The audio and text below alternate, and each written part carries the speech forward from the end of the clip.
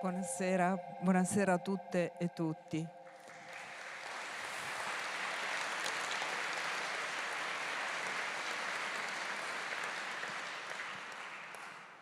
Dei conflitti, purtroppo, parleremo molte volte durante il festival. L'ho fatto ieri sera a Lucio Caracciolo parlando della guerra grande, che è la definizione che l'Imes ha dato alla situazione geopolitica attuale. Lo abbiamo fatto alle 7 in musica con uno straordinario concerto dell'Orchestra dei Giovani Filarmonici Friulani da Pacem Domine, che hanno sottolineato la necessità della pace.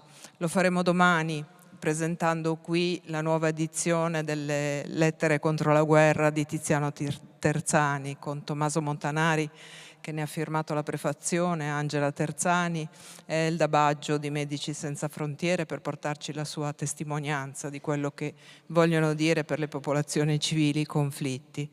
Lo faremo anche domenica in un dibattito che sarà moderato dal presidente del nostro comitato scientifico, Nicola Gasbarro, crisi di civiltà e disordine del mondo. Tra gli ospiti anche l'esperto di geopolitica Manlio Graziano. Era importante quindi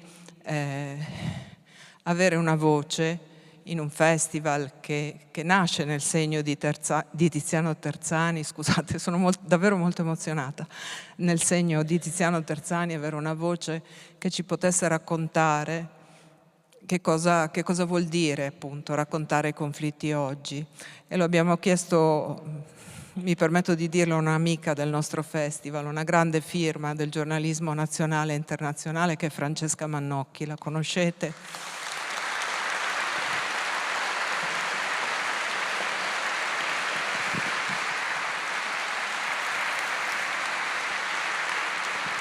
Buonasera.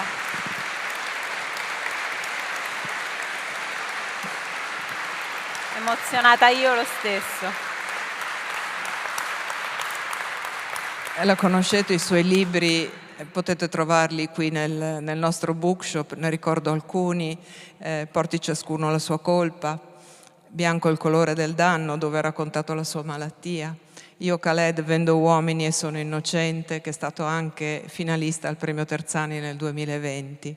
Francesca ha anche curato un numero di Sotto il vulcano, Conflitti appunto, la rivista ideata e diretta da Marino Sinibaldi, di cui parleremo domenica proprio qui al festival. E quindi con immensa davvero gratitudine per aver accettato di essere qui con noi, per la stima che tutti noi abbiamo di te e per il lavoro che fai. Ti lascio la parola. Grazie Francesca.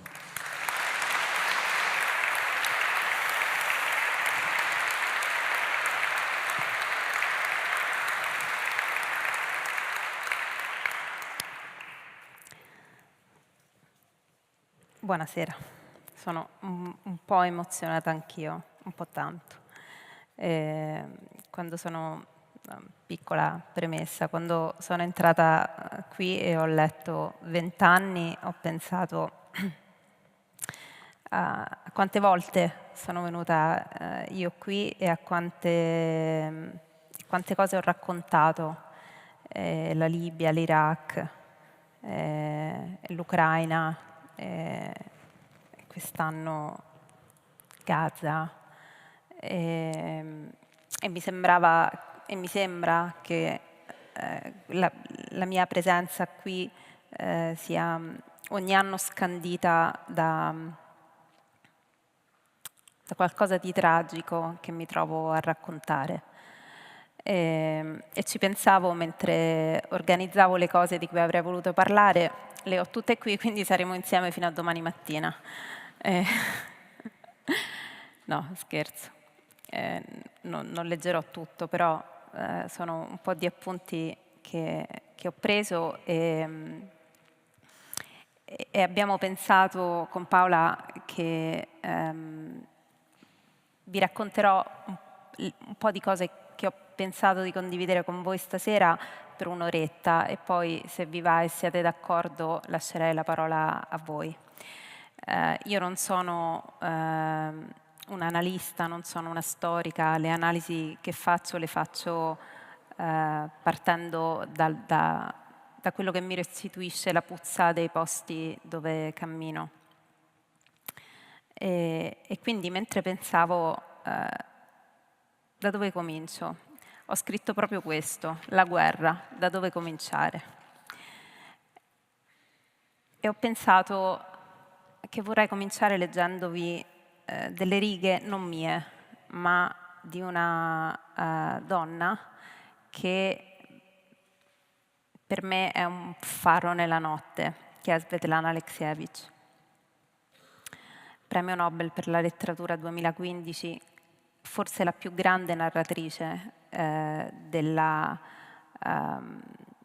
dei paesi usciti dalla sfera di influenza sovietica e della Seconda Guerra Mondiale vista con volto di donna. Ci sono voci intorno a me, centinaia di voi, sono sempre state con me sin dall'infanzia. Sono cresciuta in campagna, come per tutti i bambini ci piaceva giocare all'aperto, ma di sera le voci delle stanche donne del villaggio che si riunivano in gruppi vicino alle loro case ci attraevano come magneti.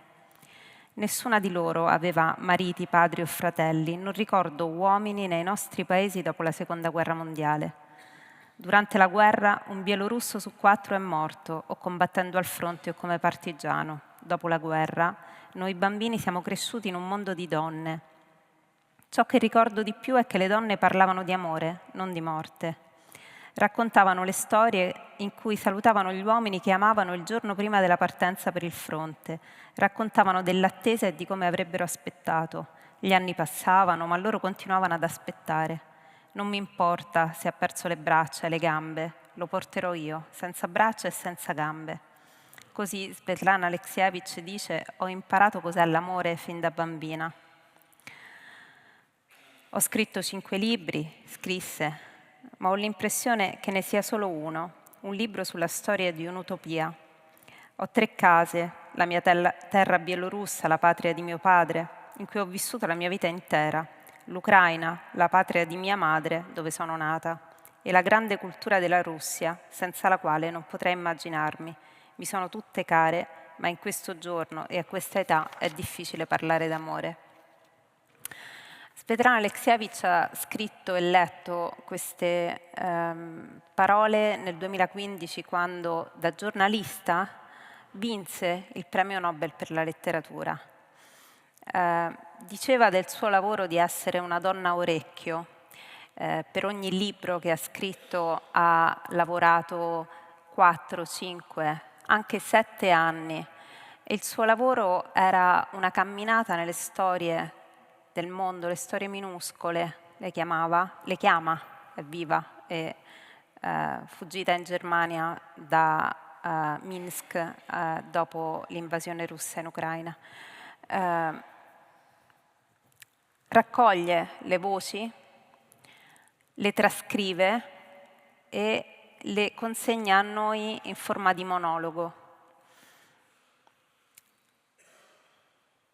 In uno di questi libri, che si chiama La guerra non ha un volto di donna, nella voce di una delle donne che incontra scrive: posso raccontare come ho combattuto e sparato, ma raccontare quanto e come ho pianto non posso. Questo resterà non detto. So solo una cosa: in guerra l'uomo si trasforma in un essere spaventoso e oscuro. Vi ho letto queste righe perché qui giace tutto quello che per me è il racconto della guerra, qualcosa che mi insegna la lettura e la rilettura di una maestra, che è Svetlana Alexievich, donna orecchio, e una cosa che ritrovo in tutti i suoi libri e che mi diceva mia nonna, che aveva 15 anni nel 1944. E mia nonna, Rita, mi diceva: quello che non capite voi, che la guerra per fortuna non l'avete mai vissuta, è che in guerra la gente si sposa, si innamora, si ama, cura i vasi e li mette sul davanzale, fa il pane, guarda al futuro. E allora ho pensato, modificando la mia scrittura negli anni, che bisognasse andare a cercare lì il segreto del racconto della guerra, nella vita che resiste, perché ci siamo abituati, complice una certa smodata mascolinità nel raccontare le guerre, che il racconto della guerra si racchiuda e si perimetri in quel minuto e mezzo di bomba che vediamo partire o cadere e nella cronaca, ahimè, necessaria e tragica dei corpi smembrati. È necessario? Certo. È sufficiente? No. Perché quello che fa sopravvivere i vivi è la consapevolezza che in guerra si ama, ci si sposa, ci si innamora e si pianta l'orto e si mettono le piantine sul davanzale. E il racconto di mia nonna mi porta a raccontarvi, sarà un percorso di storie, mi porta a raccontarvi la storia di una donna per me molto speciale, diventata una amica cara, come spesso capita ai rapporti che si creano in situazioni in cui si condivide il pericolo, la paura, il silenzio, la speranza, i segreti. E questa donna è Irina. Irina l'ho conosciuta per la prima volta il giorno della liberazione di Irpin. Siamo in Ucraina, sono i primi mesi della guerra. Irina è una donna di una bellezza straordinaria, di un'eleganza naturale che ho visto sbiadire nel corso dei mesi. Lavorava per una grande azienda di Kiev e una settimana prima dell'invasione russa fa questo. Prende i suoi 3 figli, 17, 8 e 2 anni, attraversa il confine moldavo, li accompagna in Germania con sua sorella e torna indietro. Dismette la giacca, indossa l'uniforme perché aveva passato gli ultimi anni a prepararsi all'eventualità di una guerra e fa parte di un'unità di difesa territoriale ucraina. E tutti si prendevano gioco di lei, le davano della prematuramente pessimista, nonostante le centinaia di migliaia di soldati russi al confine. E lei sentiva che qualcosa stava per precipitare e ha portato i suoi figli in Germania.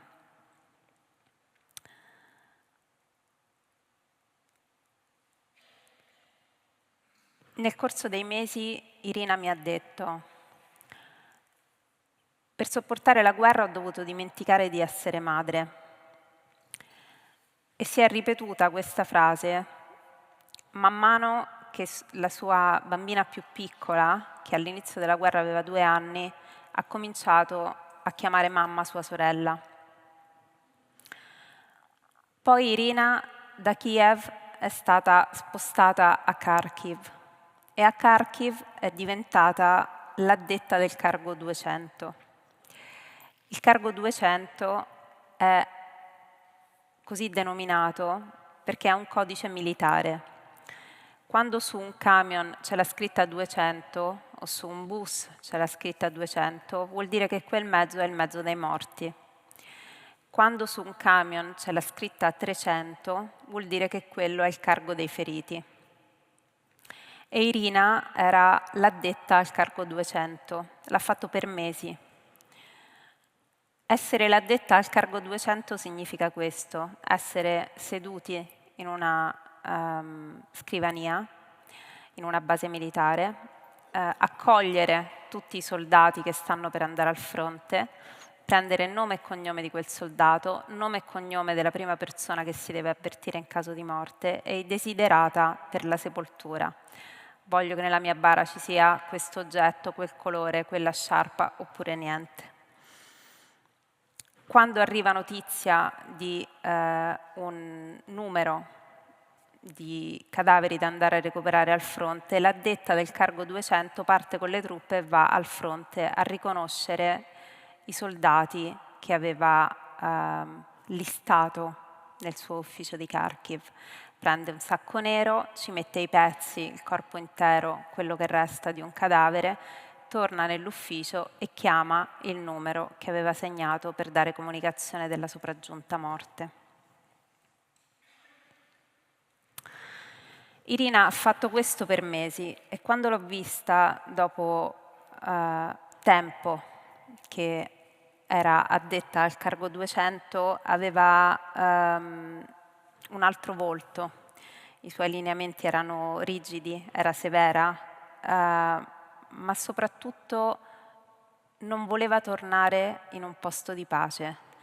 Aveva costantemente queste cuffie alle orecchie e mi diceva: so che il trauma arriva quando mi fermo e ho paura di tornare tra i vivi nella normalità. Pensava a Kiev, che allora era da qualche mese fortunatamente in pace, perché aveva paura di non riuscire a riadattarsi alla vita senza guerra. E mi ha insegnato una cosa a cui non avevo mai pensato. Quando le ho chiesto il primo giorno che ci siamo incontrati a Kharkiv, alcuni uomini del suo battaglione erano morti per andare a recuperare i cadaveri. E questa cosa mi sembrava un cortocircuito e le ho detto: perché rischiare così per andare a recuperare i corpi? E lei mi ha insegnato, spiegato cos'è un corpo solo per un esercito che combatte.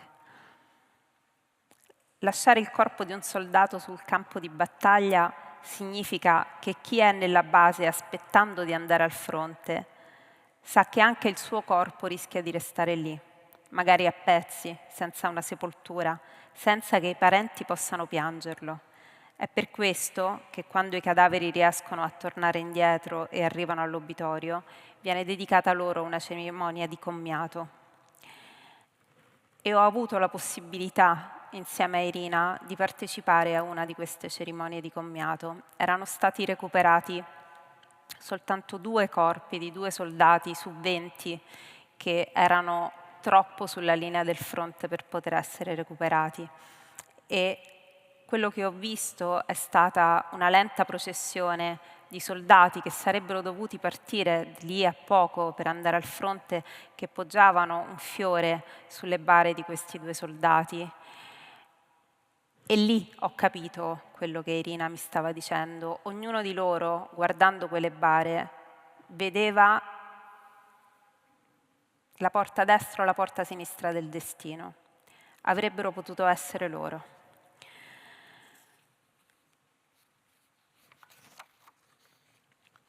Irina mi ha insegnato che il corpo di uno è il corpo di tutti, perché quei corpi hanno anche un altro significato. Ricordano che la sopravvivenza del singolo dipende anche dall'unità del gruppo, che le uniformi che indossano quei soldati li trasformano anche in un corpo collettivo, che il corpo fisico appartiene e apparterrà alle famiglie e il corpo pubblico resterà il simbolo di tutte le ragioni, giuste o sbagliate che siano, per cui ha combattuto. Vi ho raccontato la storia di Irina perché Irina oggi è in Germania e un giorno mi ha telefonato e mi ha detto: ho capito che il nuovo fronte di guerra per me oggi è tornare dai miei figli, che non si ricordavano più di avere una madre. Ma quella frase che mi ha regalato quando ancora eravamo due perfette sconosciute, in una macchina alla periferia di Irpin, mentre cadeva la pioggia, e lei stava per vedere per la prima volta, insieme a me, che cosa restava di casa sua distrutta da 3 settimane di assedio, e la frase era: ho dovuto dimenticare di essere madre per fare la guerra, nessuno me la leverà mai dalla testa.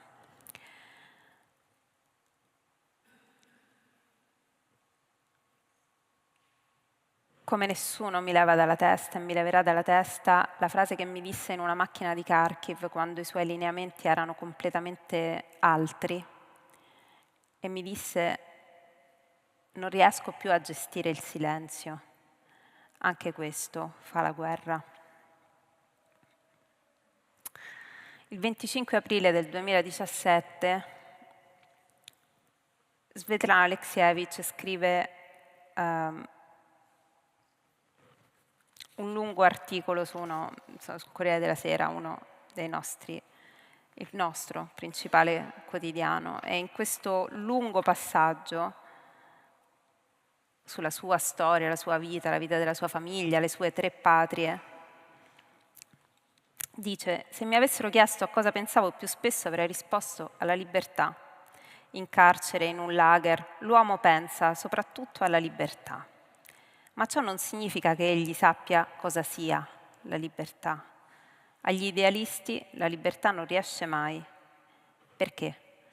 La risposta l'ho cercata nella vita vissuta, ovvero per le strade, nei discorsi, nelle grida, nel pianto. Là essa era autentica, non era ancora raffinata dal pensiero o dal talento di qualcuno. Probabilmente è una cosa che imparai da bambina. Dice: per 30 anni sono andata alla ricerca del racconto della cronaca di un'utopia, l'utopia dell'impero rosso. E poi dice: mi interessava il socialismo domestico, non quello eroico, pomposo, ma quello che vive nell'animo umano. Nei miei libri è un coro che parla, ma si può sempre distinguere una voce umana. Compongo i miei libri a partire da una miriade di dettagli e sfumature. Succedeva che dopo un giorno intero di racconti non restasse che un'unica frase, ma che frase! Ero così piccola quando sono andata al fronte che sono diventata perfino più grande della guerra, le disse una bambina. Molto spesso le mie interlocutrici volevano parlare come gli uomini, ma io ero alla ricerca del pensiero, dei dettagli, degli odori che rendono la guerra delle donne diversa da quella degli uomini. E dice Alexievich: il mio scopo non è mai stato allestire una raccolta di orrori, sconvolgere il lettore. Io raccolgo l'uomo. È la domanda di Dostoevskij: quanto uomo c'è nell'uomo? Come proteggere quest'uomo nell'uomo? Io cerco la risposta a questa domanda. E a queste righe, al socialismo domestico, al cercare l'uomo nell'uomo, ci ho pensato moltissimo in questi mesi, che vi catapulteranno da tutta un'altra parte del mondo, e cioè nei territori palestinesi occupati. E ci ho pensato un giorno che vi racconto anche con il lato ironico con cui si è svolto. Ero a Jenin, nel campo profughi di Jenin. Il campo profughi di Jenin è una roccaforte della resistenza armata palestinese, da sempre. E quando diciamo campo profughi non vediamo tende, ma vediamo una baraccopoli, una distesa, un quartiere, un luogo che ha una densità abitativa altissima. Ci vivono decine di migliaia di persone. La prima volta che sono in questi mesi arrivata a Jenin con un amico con cui lavoro che si chiama Muhannad, Muhannad mi ha detto: la vedi?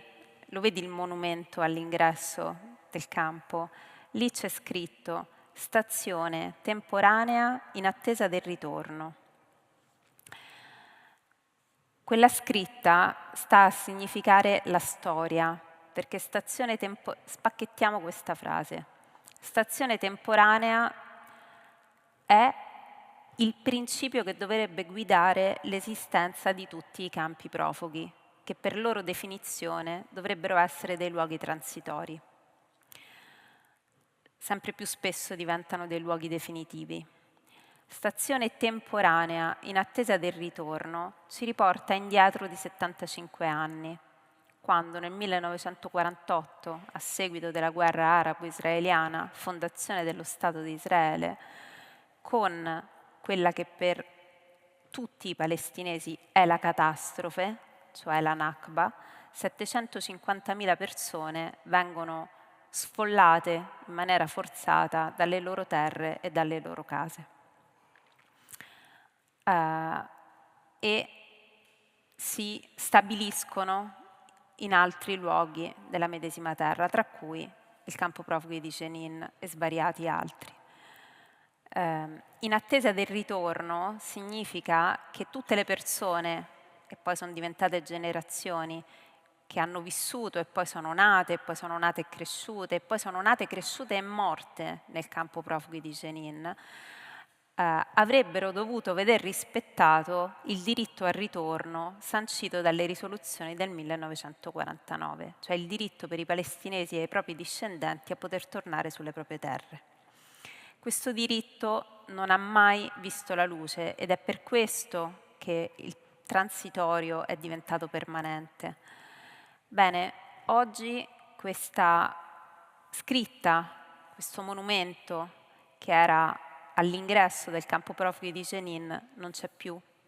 È stato distrutto da una delle incursioni dei raid militari dell'esercito israeliano di questi mesi. E ci ho pensato a lungo a quella scritta di cui ti accorgi se sai l'arabo o se qualcuno te lo dice. E ho pensato molto il dettaglio, come dice Svetlana Alexievich, a quale fosse il senso della distruzione di quella scritta, che era sulla via d'ingresso del campo profughi di Jenin, e certamente non spostava un'operazione militare. E forse il senso era non ricordare ciò che è stato, cancellare un pezzo del ricordo di una storia. Perché vi porto nel campo profughi di Jenin? Perché entro nel campo profughi di Jenin con Muhannad che mi dice: andiamo a incontrare il papà di un ragazzo che è morto, è stato ucciso in uno degli ultimi raid dell'esercito israeliano. E io gli chiedo delle informazioni. Gli dico: Muhannad, è un civile questo ragazzo? Certamente, Francesca, è assolutamente un civile. Sei sicuro è un civile? Raccontami, è morto, era sullo stipite della porta, è stato ucciso per errore, per dolo. Sì, è stato ucciso per errore e stava cercando di scappare. Entriamo in casa di Walid, suo padre, che aveva una pistola su una patta dei pantaloni e un'altra sul lato opposto, e nella stanza in cui Walid ci avrebbe poi ricevuto c'era una gigantografia di suo figlio, 1,5 metri per 2, con un M16 in mano e la fascetta di Hamas.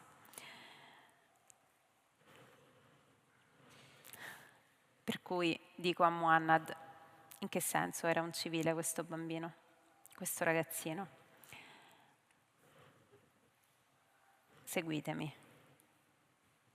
Non perché ci fosse un giudizio, tutt'altro. Il fatto che questo ragazzino di 16 anni fosse un combattente rendeva quell'incontro estremamente più prezioso per me.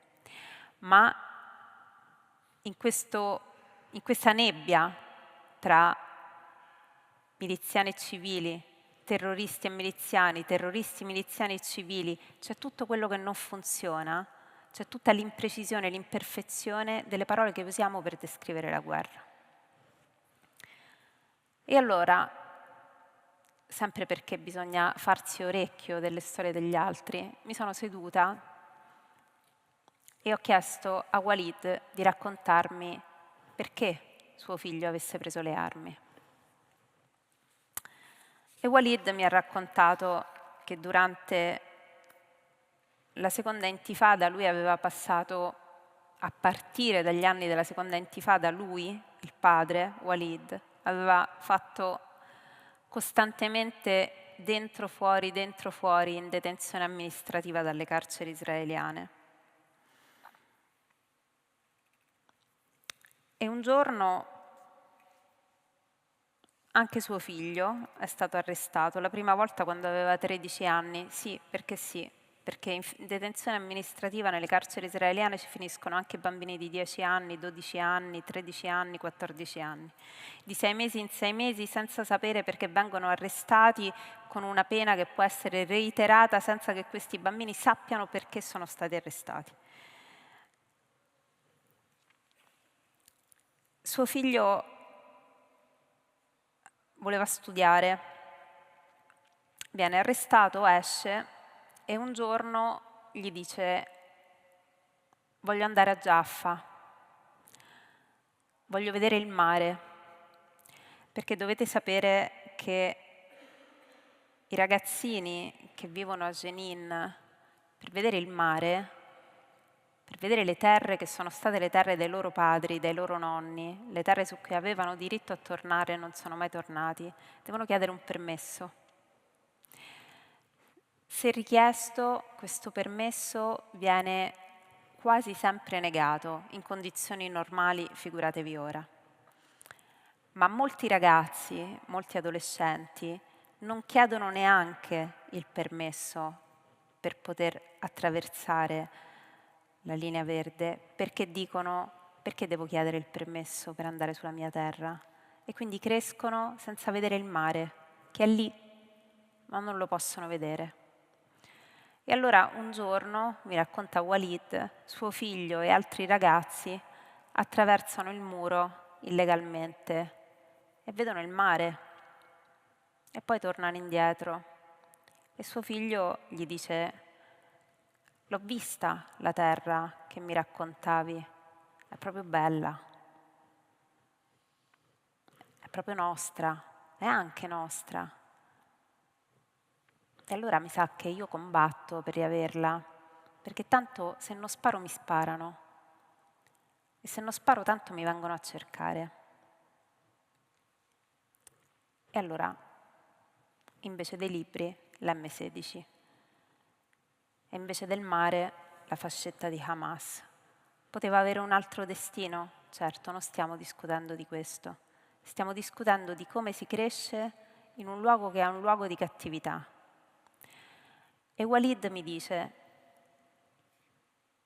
un giorno mio figlio è tornato a casa correndo, mi ha detto: mi devo nascondere. Io l'ho fatto stare in questa stanza, poi lui è corso via. La mattina dopo mi hanno bussato alla porta, io lo sapevo che mi dovevano dire che è morto, era morto, lo sapevo già quando hanno bussato alla porta. La mattina dopo gli bussano alla porta e suo figlio era morto. E lui dice: per me è morto mio figlio, per me mio figlio è un martire. Per me mio figlio è un martire della resistenza armata, è un ragazzino che voleva vedere il mare senza chiedere il permesso. Poi mi dice: la sera accendo canale 12 e sento: nell'operazione a Jenin è stato ucciso un terrorista, pericoloso terrorista. E Walid mi dice: io quella sera ho scoperto che mio figlio era un terrorista. 16 anni, un ragazzino. Non sto giustificando Walid, il figlio di Walid. Sto portando alla vostra riflessione questo. Per Walid suo figlio è un martire della resistenza armata. Combatteva per resistere contro l'occupazione? Sì. Combatteva perché voleva vedere il mare? Sì. Per l'esercito israeliano, Walid e suo figlio sono delle persone che attentano alla loro sicurezza. È vero? Sì. e quindi li considerano terroristi. È vero? Sì. Cosa è vero? Tutto e niente. Sono terroristi o resistenti? Vi propongo questo. Proviamo a non definirli e a chiederci perché sono diventati delle persone che imbracciano le armi, indipendentemente dal fatto che siano essi definibili terroristi o martiri della resistenza. Proviamo a fare un esercizio sul processo che li ha condotti lì, anziché sull'effetto che questo processo ha prodotto. Tanto questo ragazzo è morto e sta in un campo cimiteriale di Jenin che ogni volta che torno, una volta al mese, si allarga sempre di più perché sono sempre di più i 12enni, i 14enni, i 16enni che vengono uccisi perché prendono le armi. E perché prendono le armi? Perché pensano di non avere alternativa. Perché non stanno lì a chiedersi 2 popoli, 2 stati, Oslo, non Oslo, chissà, vincerà la soluzione politica o quella militare. Pensano di non avere fiato, di non avere aria, di non avere alternativa, perché non possono uscire da questo luogo che è un luogo di cattività. E allora forse, se a qualcosa serve raccontare delle storie, serve a farci riannodare il nastro e a non dire come la dobbiamo chiamare questa cosa, ma a farci domandare perché è successa questa cosa. Nello stesso giorno, o il giorno successivo, nel medesimo campo profughi, si verificava la litania quotidiana funeralizia. Cos'è? Quando muore qualcuno in un campo profughi,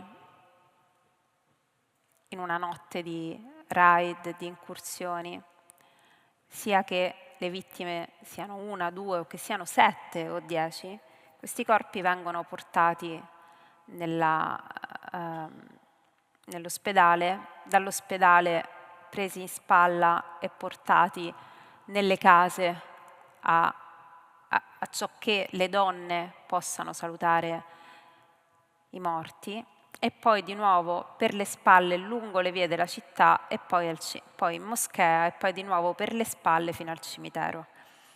Questa processione dura ore e immaginatevi questa processione con annessi spari dei gruppi armati per tutta la durata del corteo funebre, si ripete più o meno quotidianamente, da mesi.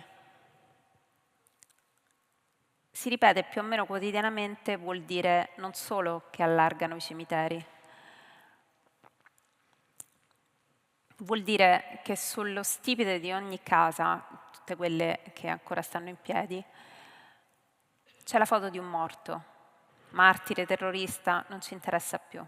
C'è la foto di un morto che diventa memoria, monito, esempio, qualcosa da emulare, perché quella è la grammatica del quotidiano. Per migliaia di ragazzini, quella è la grammatica del quotidiano. Alla fine di uno delle decine di funerali a cui ho partecipato in questi mesi, ho incontrato un ragazzo, Abu Muhammad, 20 anni, dell'Islamic Jihad. Non ha voluto farsi riprendere, farsi toccare, neanche far riprendere la sua voce, quindi ho scritto come parola per parola quello che mi diceva. Dopo una lunga negoziazione, non è stato semplice che accordasse di parlarmi. E mi ha raccontato la sua storia e io ve la consegno così come lui me l'ha consegnata a me. Fino a 16 anni pensava di iscriversi all'università, voleva studiare servizi sociali, poi è stato arrestato e ha passato 3 anni in detenzione amministrativa.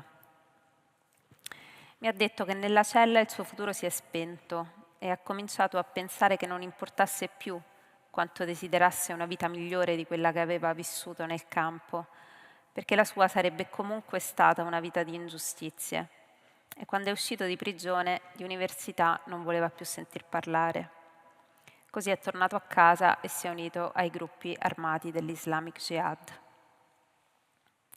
L'ha fatto, mi ha detto, perché l'occupazione ti toglie i diritti e tra i diritti c'è quello di scegliere che futuro avere. E lui, a 16 anni, dopo aver speso 3 anni della sua adolescenza in prigione, sentiva di non avere più scelta. I processi di pace non avevano funzionato, la politica non lo rappresentava e la morte non gli faceva paura, non gliela faceva neanche quando l'ho incontrato. E aveva anche lui naturalmente in spalla il suo M16. E mi ha detto: l'esercito israeliano mi considera un obiettivo e allora io preferisco combattere per difendermi che essere ucciso senza averci provato.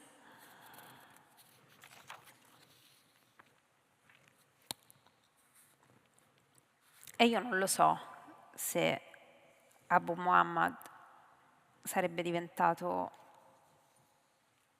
un operatore dei servizi sociali, se avrebbe lavorato come mediatore in uno dei centri delle Nazioni Unite che cercano di migliorare la vita dei bambini, che era quello che voleva fare. Non lo so se poi alla fine il suo percorso l'avrebbe comunque portato a prendere le armi, però so che se a 13, 14, 15, 16 anni vai a dormire la sera con un gesto automatico, che è questo, e con la paura che all'improvviso entrino dei soldati ad arrestare te, tuo padre, tuo zio e tutti gli uomini della tua famiglia, ivi compresi i bambini, senza che la legge imponga loro di dirti perché ti stanno arrestando e se ci sono delle prove che sostanzino questo arresto, può darsi che l'orizzonte della speranza si spenga, se questo dura per generazioni. E allora io non lo so se Abu Muhammad sarebbe diventato un laureato in scienze sociali, né so se Amjad, il figlio di Walid, sarebbe comunque morto combattendo a Jenin.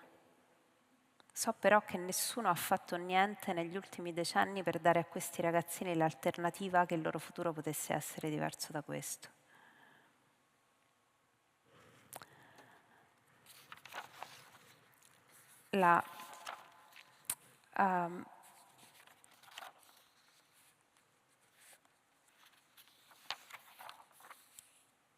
C'è un'altra cosa che mi hanno insegnato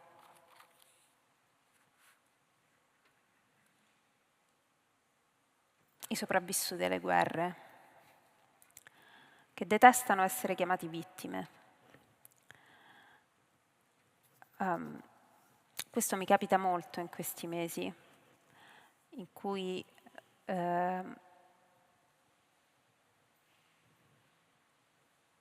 alcune comunità di palestinesi nei territori palestinesi occupati hanno voluto raccontarmi che cosa è stata per loro l'esperienza della resistenza non violenta, come nelle colline a sud di Hebron, nelle comunità come Massafar Yatta, se ne avete mai sentito parlare. E me l'ha insegnato anche un ragazzino israeliano di Tel Aviv, un ragazzino straordinario, pacifista, un obiettore di coscienza, che ha deciso di consegnarsi alla polizia, alla polizia militare quando tra pochi mesi compirà 18 anni, Iddo. Non vi racconto tutta la sua storia, ma insomma Iddo alla fine di questa giornata bellissima che mi ha regalato per raccontarmi della sua scelta di non voler combattere, mi ha detto: sai, sono mesi, quando da quando ho cominciato a parlare della mia scelta di non voler prendere le armi, che tutte le persone che incontro mi dicono: ma se non condividi il governo, se non condividi l'idea di Stato, se non condividi le leggi di questo Stato, perché non te ne vai? E Iddo mi ha detto: le stesse persone che chiedono a me perché non me ne vado, sono quelle che chiedono ai palestinesi perché non se ne vanno dalla loro terra. Io sono israeliano e non me ne vado da qua perché questa è l'unica terra che conosco, è l'unica terra che posso chiamare casa mia, esattamente come gli altri. Ed è il motivo per cui vorrei che questa casa mia fosse una casa insieme. Ma non mi sento vittima dei loro attacchi, anzi, mi ha detto con coraggio, mi danno la forza di rivendicare la scelta che ho fatto. E questo mi porta a leggervi un passaggio di un libro che per me è stato in questi anni un libro fondamentale, che portavo con me quando raccontavo tanto la Libia, ma continuo a portarlo con me a maggior ragione adesso. E si chiama Critica della vittima, è un libro straordinario di Daniele Giglioli, uscito ormai 10 anni fa, che inizia così. La vittima è l'eroe del nostro tempo. Essere vittime dà prestigio, impone ascolto, promette e promuove riconoscimento, attiva un potente generatore di identità, diritto, autostima, immunizza da ogni critica, garantisce innocenza al di là di ogni ragionevole dubbio. Come potrebbe la vittima essere colpevole e anzi responsabile di qualcosa? Non ha fatto, le è stato fatto. Non agisce, patisce. Nella vittima si articolano mancanza e rivendicazione, debolezza e pretesa, desiderio di avere e desiderio di essere. Non siamo ciò che facciamo, ma siamo ciò che abbiamo subito, ciò che possiamo perdere, ciò che ci hanno tolto.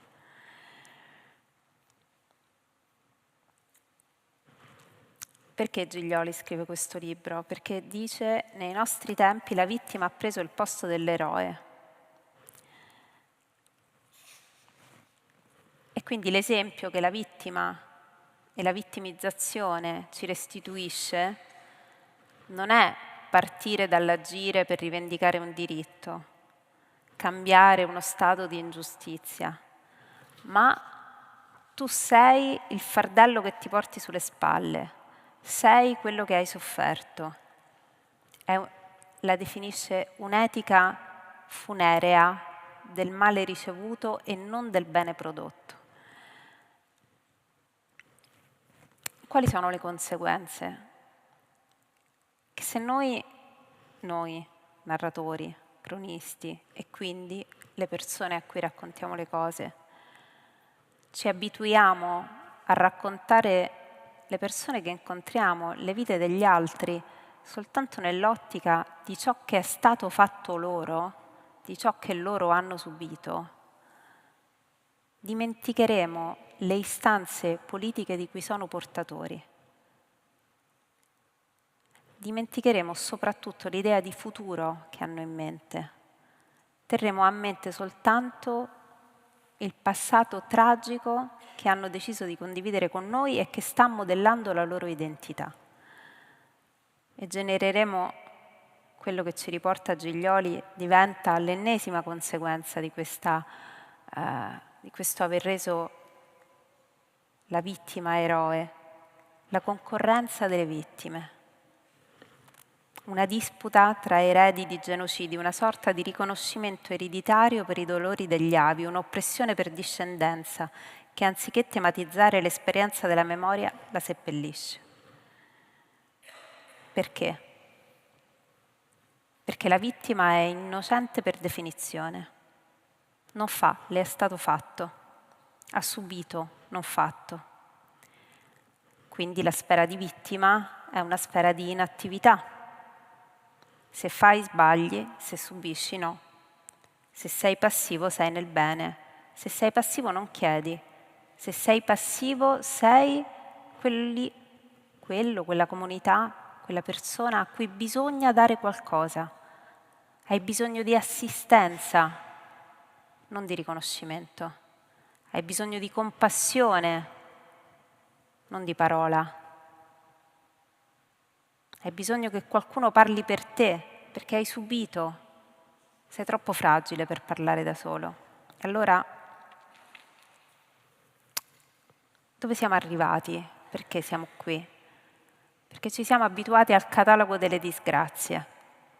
È la vittima che ci racconta Giglioli, è il catalogo delle emozioni da cui voleva scappare Svetlana Alexievich quando ascoltava tutte le persone che intervistava. È l'inganno della compassione da cui ci metteva in allarme Susan Sontag quando scriveva davanti al dolore degli altri. È lo spazio di incomprensione che c'è tra il terrorista e il martire della resistenza. È una domanda, anzi due. La prima, perché è accaduto? La seconda, più problematica. Cosa farei io se fossi al posto di quella persona lì? Cosa avrei fatto io al posto di Abu Muhammad? E al posto di Amjad io cosa avrei fatto? Tornato da Jaffa, la prima volta dopo aver visto il mare, e al posto di Irina io cosa avrei fatto? Avrei preso le armi, facendo sì che mia figlia cominciasse a chiamare mamma un'altra persona. Al posto di un ragazzo uscito dall'università che voleva studiare scienze sociali, io cosa avrei fatto?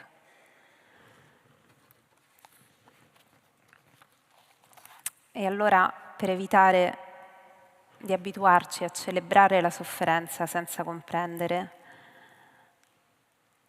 raccolgo un ultimo consiglio da Svetlana Alexievich che diceva che scrivere la guerra è una forma di protesta interiore.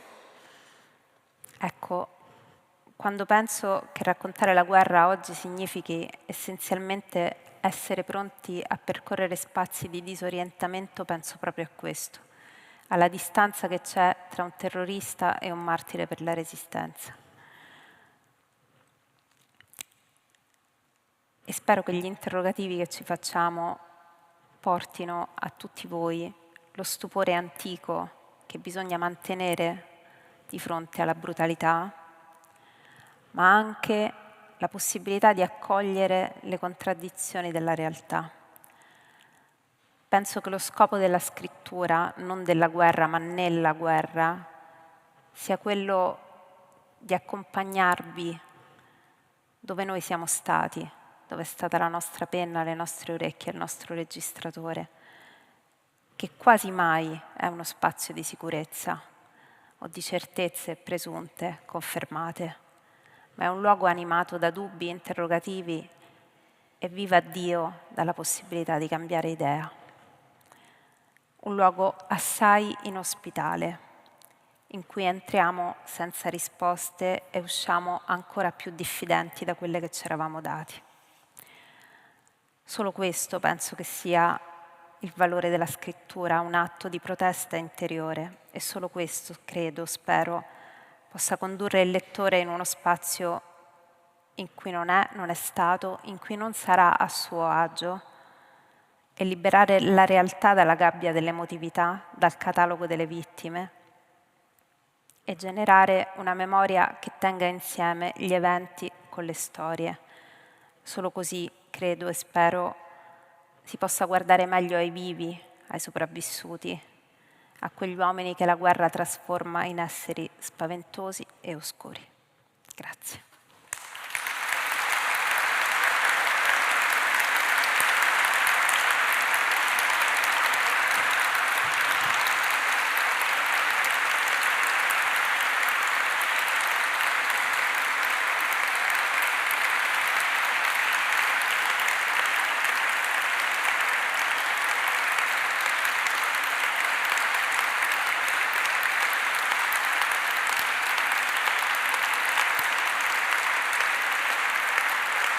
Grazie.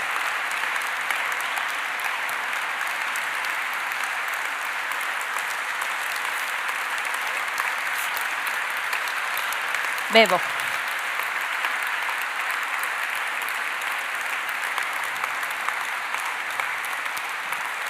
Grazie.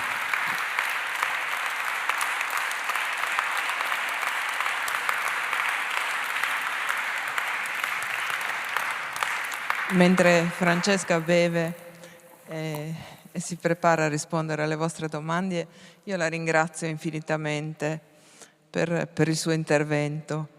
La ringrazio, chiedo scusa al pubblico che era fuori, c'è stato un guasto tecnico agli schermi, ti hanno vista un po' a metà. E voglio anche ricordare, prima nell'emozione l'ho dimenticato, che con Gianluca Costantini, che è qui in prima fila, Francesca ha scritto Libia, e voglio invitare tutti voi a visitare l'installazione di Gianluca Costantini. Ci sono amori senza paradiso in Piazza Libertà.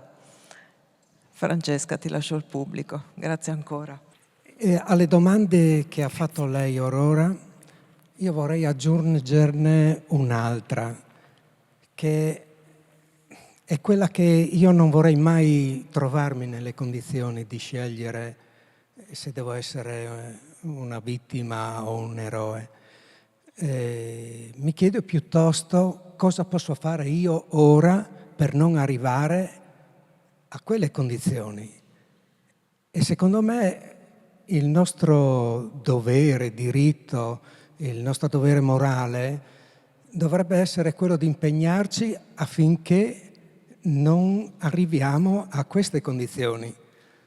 Ieri ho ascoltato il professor Caracciolo, che ha esordito dicendo che l'Italia è importante, ma non è abituata a fare la guerra, perché in una situazione di pericolo, di guerre come quella adesso, che viviamo oggi, noi ci troviamo in una posizione di inferiorità. E poi, facendo riferimento alla demografia, ha aggiunto che l'Italia sarà ancora più debole perché non avremo giovani, un esercito di giovani. Fra un po' avremo tutti militari cinquantenni che non hanno la resa, le prestazioni dei giovani. E questi ragionamenti sono terribili, secondo me. Concepire il mercato, i commerci internazionali, eccetera, in funzione delle guerre, del sopraffare un popolo, una nazione sull'altra, è disastroso. E quindi io penso che questa domanda che ho posto sia una domanda che dovrebbe vederci impegnati tutti da adesso a chiedere la pace, a lavorare per la pace. Ecco, grazie.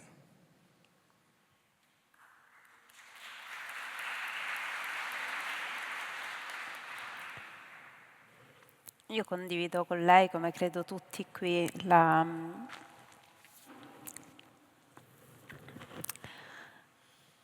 domanda cosa posso fare io per... e poi però quello che ci succede intorno. E i due binari non viaggiano autonomamente. Cosa voglio dire con questo? Mi spaventa l'intervista di Macron all'Economist che dice: se necessario e se saranno richiesti valuteremo l'opzione di mandare i nostri soldati in Ucraina. Ovvio che sì, mi terrorizza. Ma forse quello che l'esagerazione di una frase volutamente scomposta stava dicendo è: il nostro continente ha bisogno forse di una difesa europea, forse è il momento arrivato, il momento in cui si possa discutere con più pragmatismo di una difesa unica europea, esattamente come abbiamo discusso durante i tragici anni del gruppo Stato Islamico, della necessità di avere delle intelligence condivise. condivido con lei che preferirei vivere in un mondo in cui le armi tacciono e in un mondo che non si riarma. Certo che sì, ho un figlio di 8 anni.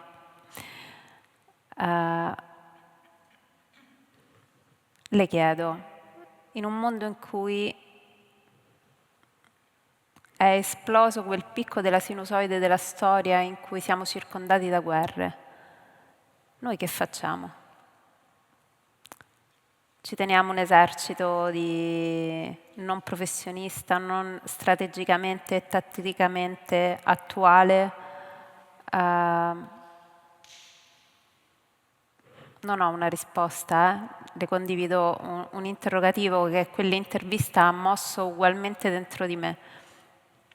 È l'intervista al nostro capo di Stato Maggiore una settimana dopo che ha detto: se la situazione precipitasse domani, noi non avremmo un esercito all'altezza.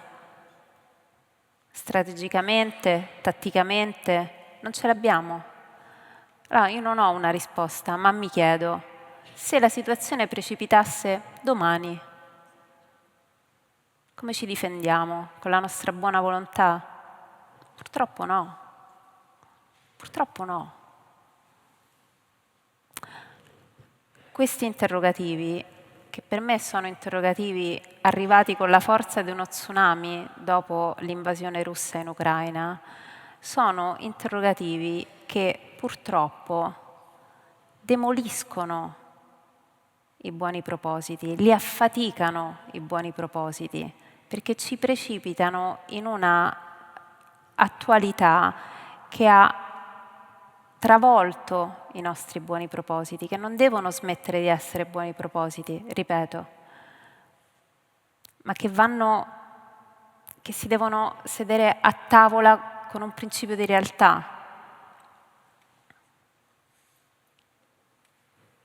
Non ce l'ho una risposta, sono le stesse domande che mi faccio la mattina quando mi sveglio e mio figlio mi dice: la guerra qua da noi arriva? E io gli dico: no, figurati, e però ne sono sempre meno certa,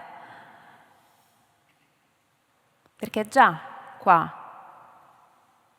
Allora forse, invece che chiederci come si arriva alla pace, che mi sembra un po' tanto di questi tempi, potremmo cominciare a chiederci se possiamo rendere più attuali gli strumenti della pace. Dimentichiamo le armi.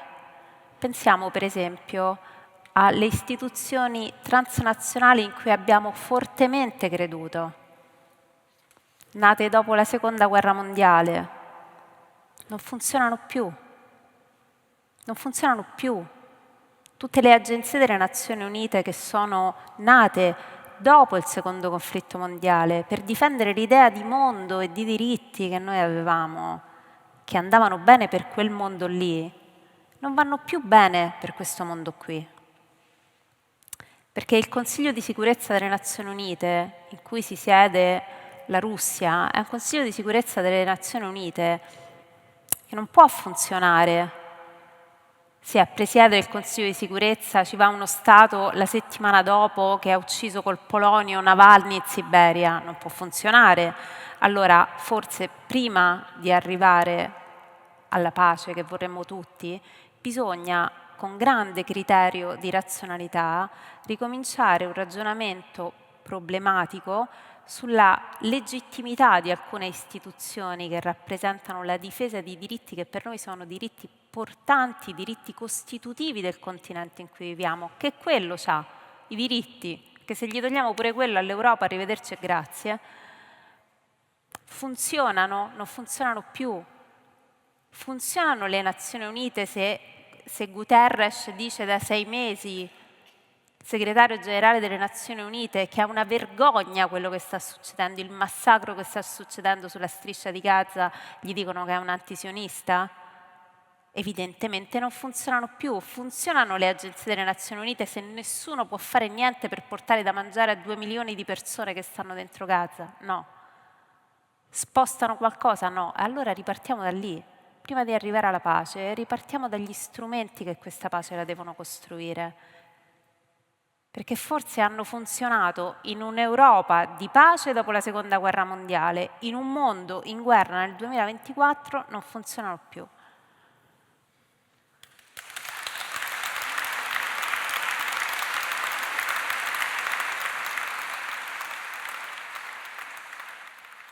Grazie, buonasera. Noi possiamo fare tutte queste riflessioni, però la parte politica, istituzionale è quella che manca, perché queste istituzioni, questi enti, sono guidate dai politici. Queste riflessioni mi sembrano che non li sfiorino, o comunque se li sfiorino sono strumentalizzate, come ha citato lei appunto. Chi parla di Gaza e di genocidio e quant'altro è anche giudicato antisionista, quindi...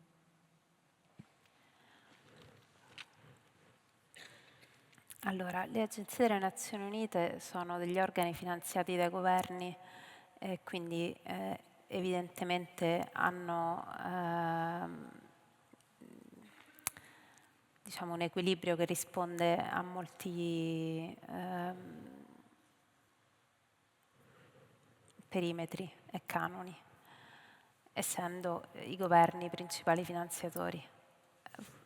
Basti pensare al caso dell'UNRWA di questi mesi, chiusi i rubinetti degli stati finanziatori. Il primo stato finanziatore dell'UNRWA era gli Stati Uniti, che corrispondevano, i cui finanziamenti corrispondevano al 30% del budget annuale. L'UNRWA, per chi non lo sapesse, è l'Agenzia delle Nazioni Unite che si occupa dei rifugiati palestinesi. Dopo la dichiarazione a fine gennaio di del governo Netanyahu, che accusava una dozzina di impiegati dell'UNRWA dentro la striscia di Gaza di aver partecipato agli attentati del 7 ottobre, l'UNRWA non solo ha licenziato senza che venissero fornite delle prove di queste accuse, questi 10 in realtà, perché 2 erano morti, impiegati dell'agenzia, ma 14 stati finanziatori il giorno dopo, senza prove, hanno chiuso i rubinetti dei fondi, che sono stati nel corso di questi mesi ripristinati da quasi tutti tranne Stati Uniti, Gran Bretagna e Italia.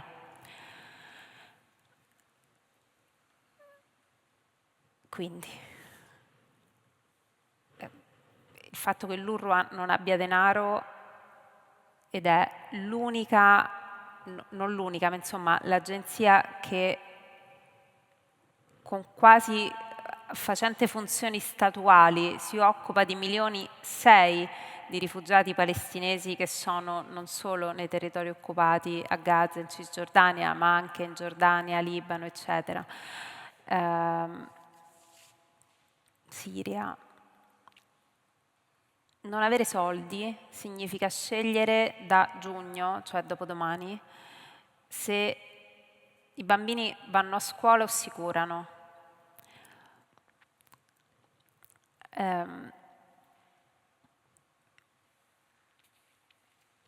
Sono influenzati dalla politica?